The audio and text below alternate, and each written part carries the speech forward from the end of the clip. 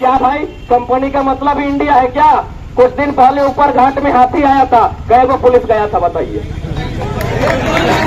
ठीक है, आप सरकारी लोग हैं मानते हैं, लेकिन आप जब रात को चले जाइएगा, जब आप सोने लगिएगा, जब ड्यूटी छोड़ दीजिएगा रात को, दिल से सोचिएगा कि वास्तव में भारत देश की व्यवस्था क्या है। ठीक है, सरकारी नौकरी करते हैं, हम मानते हैं आप अपने परिवार को चलाने के लिए, अपने बच्चों को पढ़ाने के लिए अपने दायित्व के आगे मजबूर है, लेकिन सोच के देखिए, एक कंपनी में हम बैठे हैं, 100 को पुलिस लाठी लेके आ गए, हजारों हाथी हमारे फसलों को बर्बाद किया। क्या किसान का खेत भारत को टैक्स नहीं देता है? क्या किसान का खेत भारत को टैक्स नहीं देता है? देता है कि नहीं देता है? तो फिर हाथी जब गया तो कई गो पुलिसकर्मी हमारा खेत के चारों ओर घेर के खड़ा था, जैसा आज कंपनी को घेर के खड़ा है। क्या मतलब है इसका बताइए? इसका मतलब यही है कि आज देश की सत्ता, आज देश की संविधान की शक्ति, आज देश की संप्रभुता मात्र चंद मुट्ठी लोगों के हाथों में है।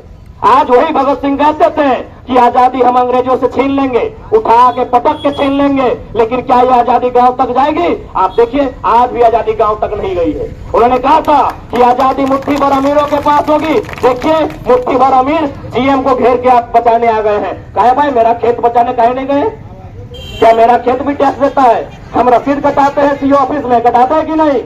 मेरा खेत भी भारत सरकार को टैक्स देता है। आप मेरा खेत बचाने क्यों नहीं गए? तमाम जितने भी सीआईएसएफ और झारखंड पुलिस के जवान आए हैं, आपसे हमारी लड़ाई नहीं है, लेकिन जो सच बात है आप स्वीकारिए, आप मेरा खेत बचाने क्यों नहीं गए? यही तो भगत सिंह बोलते थे कि आजादी तब होगी जब वो पुलिस कंपनी को भी बचाएगा और किसान के खेत को भी बचाएगा। इसलिए आज मैं जीएम को संदेश दूंगा, आप बाहर आइए, वार्ता कीजिए, नहीं तो आपको जिस बात का घमंड है वो सिकंदर का भी नहीं रहा है, वो सिकंदर का भी नहीं रहा है। क्या सोचते हैं एसपी आपको बचाएंगे? कब तक बचाएंगे? रिटायरमेंट से एक दिन पहले तक। रिटायरमेंट के बाद कोई नहीं पूछेंगे, कोई नहीं पूछेंगे। सुन लीजिए जीएम साहब, रिटायरमेंट के बाद कोई नहीं पूछेंगे। समझ में आता है आपको?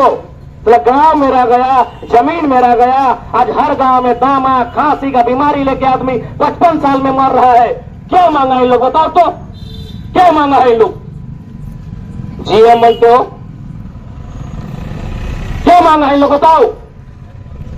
पानी मांगा है, सड़क मांगा है, एगो लाइब्रेरी मांगा है। कई गो? 2 गो तो पंचायत का डिमांड है, 2 गो लाइब्रेरी में समाधान है।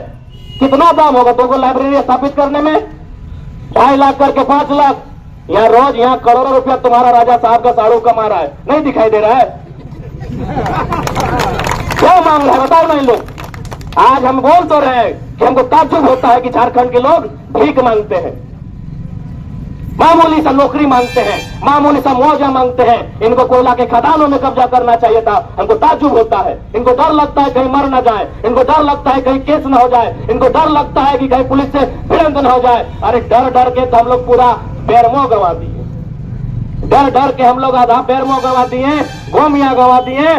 क्या बचा है झारखंड के पास? जहां जहां खनिज संपदा तहां कब्जा है।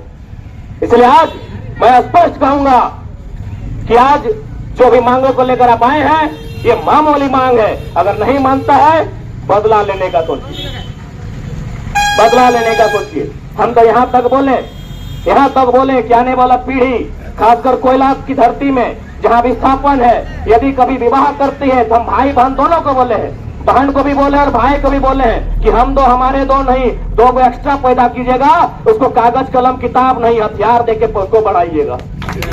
मजबूरी में एक पढ़ा लिखा लड़का को मजबूरी में ये सब बोलना पड़ा। आज मेरा देखिए 1.5 साल का वीडियो एक भी भाषण देखिए। हमने हमेशा क्या कहा? भारतीय संविधान article 1, India is a country of states. हमने हमेशा जिक्र किया है, आर्टिकल 19 का जिक्र किया है, हमने आर्टिकल 16, आर्टिकल 14, आर्टिकल 15 का जिक्र किया है, हमने आर्टिकल 39 का जिक्र किया है, हमने आर्टिकल 44 का जिक्र किया है, हमने अनुसूचित 7, अनुसूचित 9 का जिक्र किया है। लेकिन आज हथियार का जिक्र उसी लड़का को करना पड़ रहा है। कारण 2 सालों में मेरे भाषण का स्तर अगर बदला है तो बेईमानी के कारण बदला है, भ्रष्टाचार के कारण बदला है, और इसका दोषी यहाँ का करप्टेड सिस्टम है। और सुनिए मेरा एक वीडियो। 1.5 साल से हमने यही हमेशा संविधान की धाराओं की बात कहा है, हमेशा हमने तेलंगाना, तमिलनाडु, हरियाणा, पंजाब को उदाहरण दिया है, हमने हमेशा महाराष्ट्र, गुजरात के बंटवारे को उदाहरण दिया है। लेकिन आज व्यवस्था के कारण, आज मजबूरी में मैंने अपने भाषण के स्वर को बदला है, क्योंकि इतना अन्याय जो झारखंड के साथ हुआ है पूरे ब्रह्मांड में, पूरी दुनिया में किसी के साथ नहीं हुआ है। बोले तो मैंने 8 गो कोयला का यूनिट है, जीएम को मालूम है कि नहीं? 8 गो कोयला का यूनिट होता है। आप उन 8 गो कोयला यूनिट के बारे में पता कर लीजिए, वहां किस प्रकार विस्थापन का पॉलिसी है वो पता कर लीजिए, किस प्रकार विस्थापित को घर बना के दिया जाता है। और ये झारखंड में क्यों नहीं? देखा, झारखंड में इन लोग, जो झारखंड के लोग हैं, इनको जानवर मानते हैं।